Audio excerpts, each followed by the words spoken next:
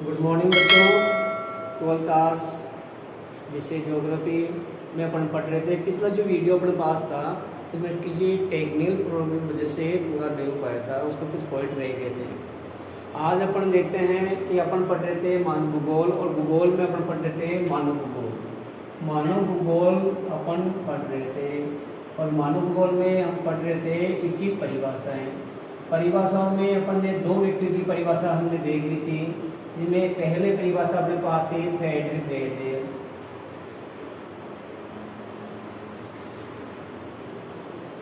Frederick Ratzel.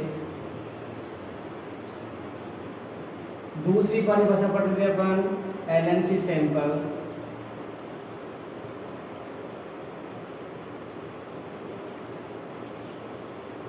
तीसरी परिभाषा पढ़ रहे थे अपन विडाल डी लाग्रांज।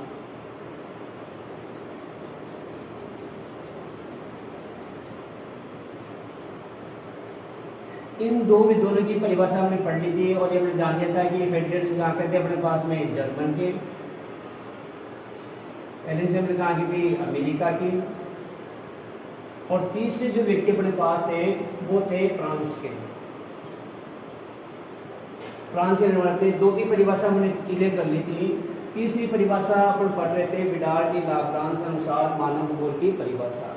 तो विडाल डी लाग्रांज कहते हैं कि मानव भूगोल किसे कहते हैं, उसकी परिभाषा उन्होंने बताई है कि पृथ्वी को नियंत्रित करने वाले भौतिक नियम, पृथ्वी को नियंत्रित यानी इस पृथ्वी को कंट्रोल करने वाले जो भौतिक नियम हैं, उन भौतिक नियमों के बीच अगर हम कहीं पर भी किसी भी क्षेत्र में किसी भी धरातल पर रहने वाले जीवों का अध्ययन करते हैं तो वो मानव भूगोल कहलाती है। मानव भूगोल जीवों में सभी आगे हैं, मानव भी जीव भी है, मानव भी आ गया तो मानव के क्रियाओं का भी अध्ययन किया जाएगा। तो कहने का मतलब ये हो गया कि पृथ्वी को कंट्रोल करने वाले या नियंत्रित करने वाले इन भौतिक नियमों के बीच जीवों का अध्ययन करना मानव भूगोल कहलाता है। ऐसी परिभाषा देने वाले कौन थे? Vidal de Lagrange. कहाँ के रहने वाले थे? फ्रांस के रहने वाले थे। तो तीन प्रकार की परिभाषा हमारे के लिए हो गई है जो मानव भूगोल को स्पष्ट करती है कि मानव भूगोल किसे कहते हैं। पहली परिभाषा फ्रेडरिक रेडजेल की, दूसरी एलन सी सैंपल की, तीसरी विडाल डी लाग्रांज की परिभाषा हो गई है। अब चौथी जो परिभाषा अपने पास है वो अपने पास है फिट्स एंड डेकन की। फिट्स एंड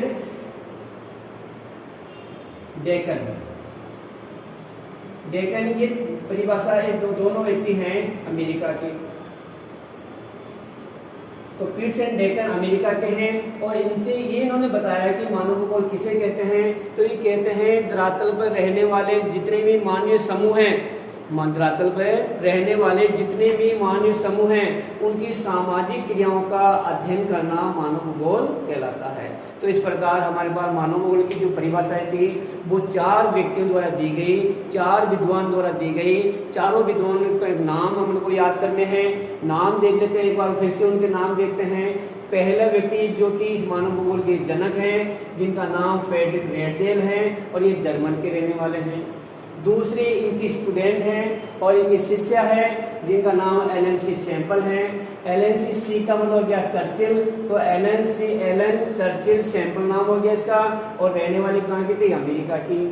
तीसरे व्यक्ति अपने पास है विडाल डी लाग्रांज, जिन्होंने परिभाषा दी है मानव भूगोल की, ये थे फ्रांस के। और चौथे अपने पास में है जिनका नाम है फिट्स एंड डेकन, जो कि अमेरिका के रहने वाले थे। इस प्रकार चारों ने मिलकर मानव भूगोल की परिभाषाएं व्यक्त की हैं। चारों ही परिभाषाओं के अंदर हमने देखा कि जो परिभाषाएं उन्होंने दी हैं वो सभी में मानवीय क्रियाओं को महत्वपूर्ण स्थान दिया गया है। द्वितीय स्थान दिया गया है धरातलीय क्षेत्रों को। तो इसका मतलब हो गया कि तीनों ने ये कहा, चारों ने ये कहा है कि धरातल से संबंधित कोई भी क्षेत्र होता है और वहाँ पर मानव की जो क्रियाएं हैं, जो मानव की आर्थिक क्रियाएं हैं, मानव की सामाजिक क्रियाएं हैं, मानव की जीवनोपार्जन क्रियाएं हैं, जो भी क्रियाएं मानव कर रहा है, अगर उन क्रियाओं का अपन अध्ययन कर लेते हैं तो वो सभी क्रियाओं को मिलाकर हम मानव भूगोल को स्पष्ट करते हैं।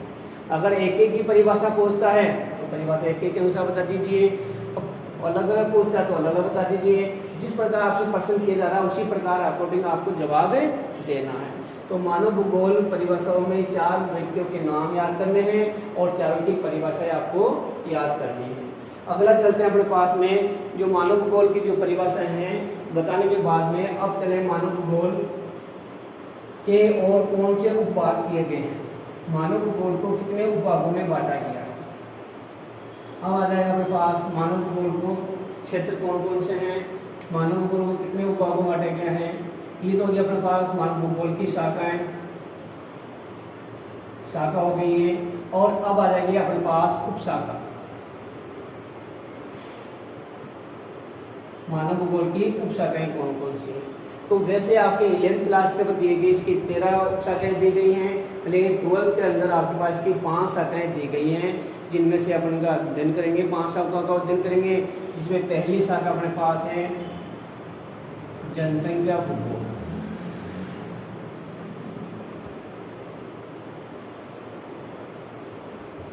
दूसरी अपने पास है नंबर 1 जनसंख्या भूगोल, नंबर 2 आर्थिक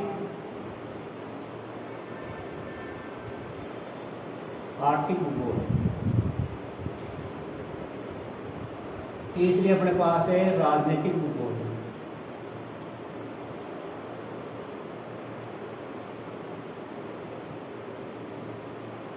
चौथी अपने पास है सामाजिक भूगोल,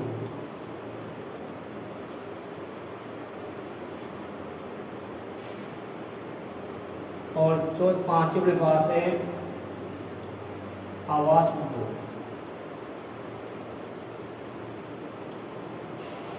ये 4 प्रकार उपशाखाएं दी गई हैं। 4 शाखा उपशाखाओं का यहाँ पे 12th स्तर के ऊपर बताया गया है। बाकी जो शाखाएं हैं वो आपकी 11th क्लास में दी गई हैं। इसमें सिर्फ 4-5 शाखाओं का उल्लेख किया गया है। तो पहले अपने पास में है जनसंख्या भूगोल। तो जनसंख्या पहले अभी जान लें कि जनसंख्या किसे कहते हैं और जनसंख्या की परिभाषा क्या है, तब जाके हम पता लगाएंगे कि जनसंख्या भूगोल होता क्या है। तो जनसंख्या भूगोल पहले जाने जनसंख्या किसे कहते हैं। तो इसकी परिभाषा देखिए 2 तरीके से अपन इसको सोच सकते हैं जवाब में। अगर प्रश्न के पहले आपको कोई सन दी गई है कि जैसे 2011 के अनुसार भारत की जनसंख्या, तब अपना जवाब किसी संख्या के ऊपर आएगा कि भारत की इतनी जनसंख्या है। अब अपने पास प्रश्न के आगे कोई सन देखने रखी है, सिर्फ जनसंख्या पूछ रहा है, तो वहाँ पर बनती है परिभाषा। जैसे हमारे जनसंख्या किसे कहते हैं, तो जनसंख्या किसे कहते हैं इसका जो आंसर बनेगा वो बनेगा कोई भी विशेष क्षेत्र हो, कोई भी विशेष क्षेत्र हो, कहीं पर भी वो देश हो, नगर हो, गांव हो, शहर हो, राज्य हो या विदेश हो, कोई भी हो, कोई भी विशेष क्षेत्र अपने पास में, किसी पर्टिकुलर एक जगह का नाम अपने पास में नहीं है, कोई भी विशेष क्षेत्र हो, वहाँ पर निवास करने वाले लोगों की संख्या को जनसंख्या कहा जाता है। तो इस प्रकार अपने समझ में आ गया कि जनसंख्या किसे कहते हैं। तो इसकी परिभाषा के लिखेंगे कोई भी विशेष क्षेत्र हो, क्या हो, कोई भी विशेष क्षेत्र हो, वहां पर निवास करने वाले लोगों की संख्या को जनसंख्या के नाम से जाना जाएगा। अब जनसंख्या में अपने पास क्या है, जनसंख्या में वहां पर स्त्री पुरुषों की संख्या है, बच्चों की संख्या है, इन सब संख्याओं का अवलोकन करना है, इन सब संख्याओं को ज्ञात करना है, वो डिटेल करके हम बता पाएंगे, वो जनसंख्या भूगोल के अंतर्गत आती है। इस प्रकार करेंगे अपन। दूसरा अपने पास है आर्थिक भूगोल। आर्थिक भूगोल किसे कहते हैं, तो इसको समझने के लिए देखिए अपन लिखते हैं आर्थिक लिखा। अब परिभाषा कैसे निकालेंगे इसकी, अपने आर्थिक को 2 भागों में डिवाइड करेंगे, अर्थ प्लस क्रिया। अब देखिए अर्थ में से होता है धन, क्रिया में से होता है काम। तो समझ आ जाएगा वह सभी कार्य, वह सभी काम जिन्हें करने के बाद हमें धन की प्राप्ति हो जाती है, वह सभी क्रिया या वह सभी काम जिन्हें करने के बाद में हमें धन की प्राप्ति हो जाती है, उन्हें आर्थिक क्रिया कहा जाता है। तो इसमें काम कौन कर रहा है, मानव कर रहा है, और किसके लिए कर रहा है, धन प्राप्ति के लिए कर रहा है। तो इसमें मानव की क्रियाओं का अध्ययन होगा, तो वो मानव भूगोल में आएगा, इसलिए हम इसको कहेंगे आर्थिक भूगोल कहा जाता है। वह सभी क्रियाएं जिन्हें करने के बाद हमें धन की प्राप्ति हो जाती है उसे आर्थिक क्रिया कहा जाता है। और मानव की आर्थिक क्रियाओं को 4 भागों में बांटा गया है। प्राथमिक क्रिया, द्वितीय क्रिया, तृतीय क्रिया और चतुर्थ क्रिया। और एक पंचम क्रिया भी होती है जो चतुर्थ क्रिया का कुछ भाग होते हैं, उन्हें पंचम क्रिया के नाम से जाना जाता है। तो ये मानव की आर्थिक क्रियाएं हैं। पहले है प्राथमिक क्रिया, दूसरी द्वितीय क्रिया, तृतीय क्रिया और चतुर्थ क्रिया। इन 4 क्रियाओं के अंदर मनुष्य अपनी आजीविकाओं के साधन ढूंढता है, अपने आजीविका कमाने के लिए कार्य करता है। इन्हें आर्थिक क्रियाएं कहा जाता है, आर्थिक क्रिया के प्रकार कहा जाता है। और आर्थिक क्रिया की परिभाषा इस प्रकार से आपको मैंने बता दी गई है। तो आर्थिक क्रिया किसे कहते हैं, इसको मैंने बहुत ईजी तरीके से आपको याद करा दिया है। परिभाषा डिटेल से याद करने के, लिखने की आवश्यकता नहीं है। आप इसको आर्थिक क्रिया के 2 भागों में डिवाइड कर दें, अर्थ प्लस क्रिया कर दें। और अर्थ का मतलब होता है धन, क्रिया का मतलब होता है काम। वह सभी काम जिन्हें करने के बाद में हमें धन की प्राप्ति हो जाती है वह आर्थिक क्रिया कहलाती है। अब आर्थिक क्रिया कौन कौन सी हैं? तो आर्थिक क्रिया हमारे पास 4 प्रकार के हैं। पहली प्राथमिक क्रिया, फिर द्वितीय क्रिया, फिर तृतीय क्रिया, फिर चतुर्थ क्रिया। ये 4 प्रकार की क्रिया होती हैं। आपकी किताबों में पंचम क्रिया भी दे रखी है। जो चतुर्थ क्रिया का बड़ा रूप होता है, कुछ भाग होता है, उन्हें पंचम क्रियाओं के अंतर्गत रखा जाता है। अब इनमें जो प्राथमिक क्रिया है वो प्राथमिक क्रिया अपने पास भूमि से संबंध रखते हैं। द्वितीय क्रिया भूमि से अप्रत्यक्ष संबंध रखती है। तृतीय क्रिया भी अप्रत्यक्ष रखती है, चतुर्थ क्रिया भी अप्रत्यक्ष से रखते हैं। इस प्रकार जो प्रत्यक्ष क्रिया रखती है, जो भूमि से संबंध रखती है, वो प्राथमिक क्रिया है। ये अपन बाद में देखेंगे इसका डिटेल से। अगले अपने पास में राजनीतिक क्रिया। राजनीतिक क्रियाओं का मतलब होता है कि जहाँ जहाँ मानव समूह रह रहा है वो किस प्रकार के प्रशासनिक इकाइयों के बीच में है, वहाँ पर कौन कौन सी प्रशासनिक इकाइयाँ हैं, उन प्रशासनिक इकाइयों का अध्ययन करना है। जैसे नगर पालिका है, नगर निगम है, पंचायत समितियाँ हैं, नगर परिषद है, विधानसभा है, लोकसभा है। अगर हम इन सब का अध्ययन करते हैं वो सब राजनीतिक भूगोल के अंतर्गत आते हैं।